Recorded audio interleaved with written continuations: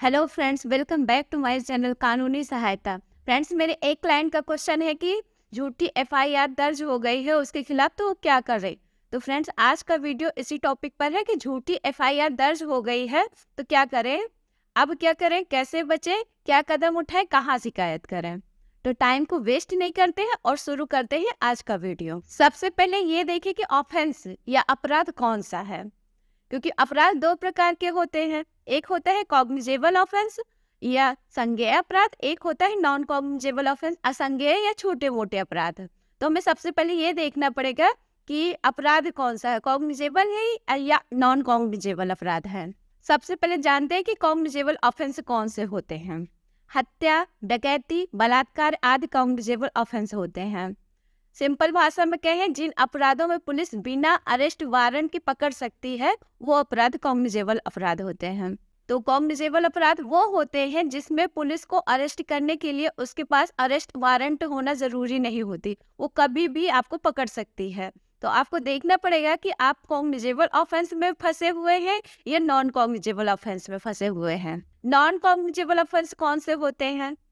तो non cognizable offence वो होते हैं जिसमें आपको बिना गिरफ्तारी वारंट के नहीं पकड़ सकते हैं, उनके पास गिरफ्तारी वारंट होना जरूरी होता है। दंड प्रक्रिया संहिता 1973 की धारा 2L के मुताबिक असंज्ञेय अपराध या असंज्ञेय मामले से ऐसा प्रेरित है जिसमें पुलिस अधिकारी को वारंट के बिना गिरफ्तार करने का प्राधिकार नहीं होता है। ऐसे मामलों में पुलिस बिना वारंट किसी को गिरफ्तार नहीं कर सकती है। इसके उदाहरण है मारपीट, धोखाधड़ी, झूठे गवाह पेश करना आदि। अब है कि अगर झूठी एफआईआर दर्ज हो गई है कॉग्निजेबल ऑफेंस में तो आप क्या करें। तो अगर झूठी एफआईआर कॉग्निजेबल ऑफेंस में दर्ज हो गई है तब आप अपनी बेगुनाही का सबूत पुलिस स्टेशन में भेज सकते हैं, जैसे सीसीटीवी फुटेज, मोबाइल की लोकेशन, जिससे ये पता चले कि अपराध के समय आप घटनास्थल पर नहीं थे बल्कि कहीं दूसरी जगह पर उपस्थित थे, या आप कथित अपराध के समय किसी व्यक्ति के साथ थे, तो आप उसे पुलिस स्टेशन भेज सकते हैं। इसमें आप अपनी बेगुनाही का सबूत, जैसे मोबाइल की लोकेशन है या सीसीटीवी फुटेज है, पुलिस स्टेशन भेज सकते हैं और उसको पुलिस स्टेशन भेज के आप बता सकते हैं कि आप उस समय जब गुनाह हुआ है उस समय पे आप उस जगह पे नहीं थे।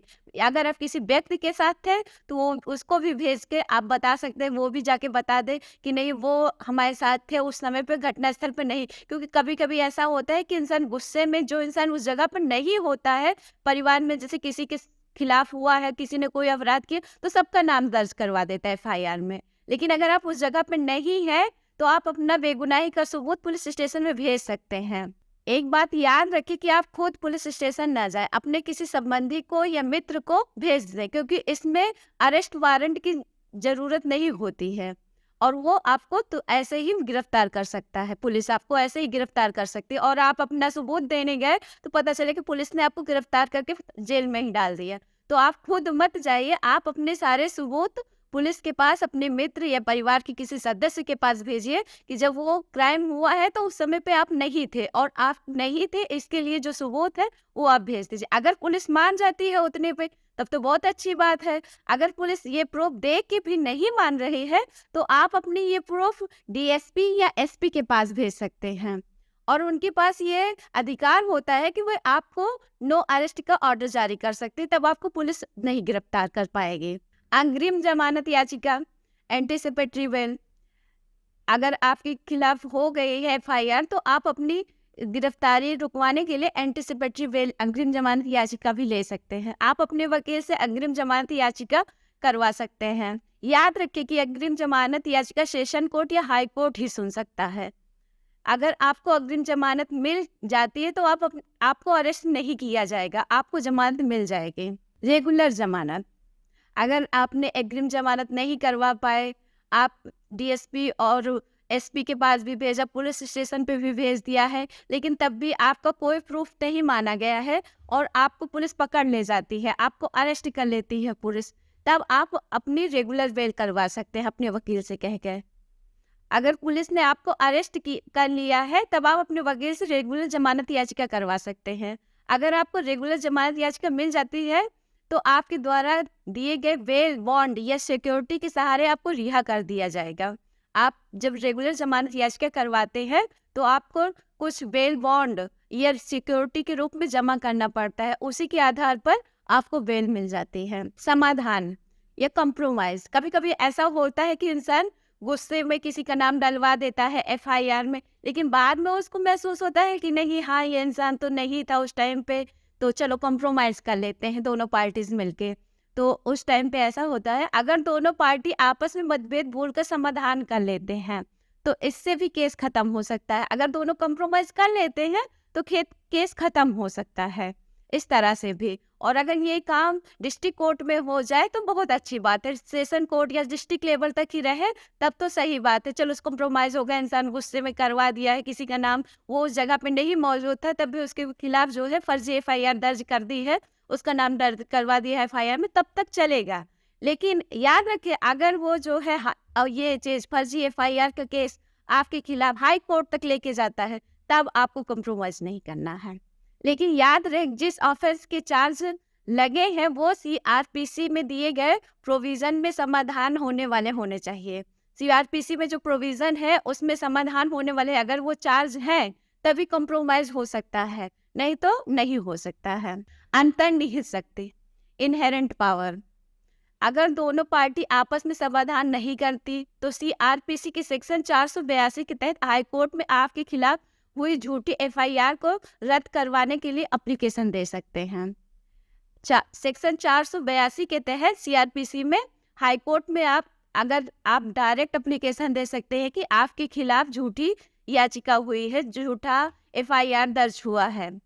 हाईकोर्ट में पेश किए गए सबूतों के आधार पर आपके खिलाफ हुई एफआईआर रद्द की जा सकती है।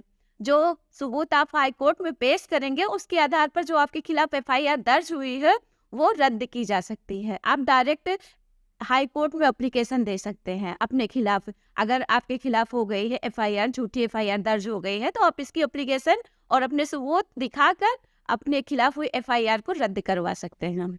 मानहानि का दावा, केस ऑफ डिफॉर्मेशन, अगर आपके खिलाफ फर्जी एफआईआर दर्ज की गई है, ये साबित होता है तो आप आईपीसी की धारा 500 के तहत मानहानि का दावा कर सकते हैं। अगर केस डिस्ट्रिक्ट लेवल पर खत्म हो जाए, कंप्रोमाइज हो जाए, तब तक तो ठीक है, लेकिन अगर केस हाई कोर्ट तक पहुंच गया है तो फिर आप 500 के तहत आप अपना जो है धारा आईपीसी की धारा 500 के तहत आप उसके खिलाफ मानहानि का दावा कर सकते हैं कि उसने आपको परेशान किया, आपकी बेइज्जती की है, आपको इतना परेशान किया झूठा फंसा के, तो आप उसके खिलाफ मानहानि का दावा कर सकते हैं। जरूर करिए। अगर केस हाई कोर्ट लेवल तक पहुंच गया है तो आप उसके खिलाफ मानहानि का दावा जरूर कर दीजिए। निष्कर्ष, कंक्लूजन, अगर आपके खिलाफ झूठी या फर्जी एफआईआर दर्ज हो गई है तो बिल्कुल न डरिए। और हमने बताया जो ऑप्शन आपको बताए हैं, आप और वो सारे ऑप्शन आपके पास उपलब्ध हैं, क्योंकि अगर आप सही है तो सत्य परेशान हो सकता है लेकिन पराजित कभी नहीं हो सकता है। फ्रेंड्स, अगर आपको हमारी इस वीडियो में दी गई जानकारी अच्छी लगी है तो वीडियो को लाइक करना बिल्कुल भी मत भूलिएगा। चैनल पर नए हो तो चैनल को सब्सक्राइब करके बेल आइकॉन को भी ऑन कर लीजिए, जिससे जैसे ही हमारा नेक्स्ट वीडियो अपलोड हो तुरंत आपके पास उसका नोटिफिकेशन आ जाए। और अगर आप अपनी समस्या में बताना चाहते हैं तो हमारे चैनल के कमेंट बॉक्स में बता सकते हैं, हमारे FB फेसबुक पे भी बता सकते हैं, फेसबुक पेज पर बता सकते हैं, इंस्टाग्राम पर बता सकते हैं। आप अपनी समस्या हमें कहीं पर भी ईमेल करके भी बता सकते हैं, कहीं पर भी बताइए, हम आपकी समस्या का समाधान अपनी पूरी लीगल टीम से रिसर्च करके लेकर आएंगे। अगर आपको कोई समस्या है तो आप तुरंत बिल्कुल भी बेझिझक हमारे चैनल पर अपनी समस्या का समाधान करने के लिए मैसेज कर सकते हैं। और अगर आप नहीं चाहते तो आपका नाम पब्लिकली नहीं लिया जाएगा। मिलते हैं इसकी नेक्स्ट वीडियो में, तब तक के लिए नमस्कार।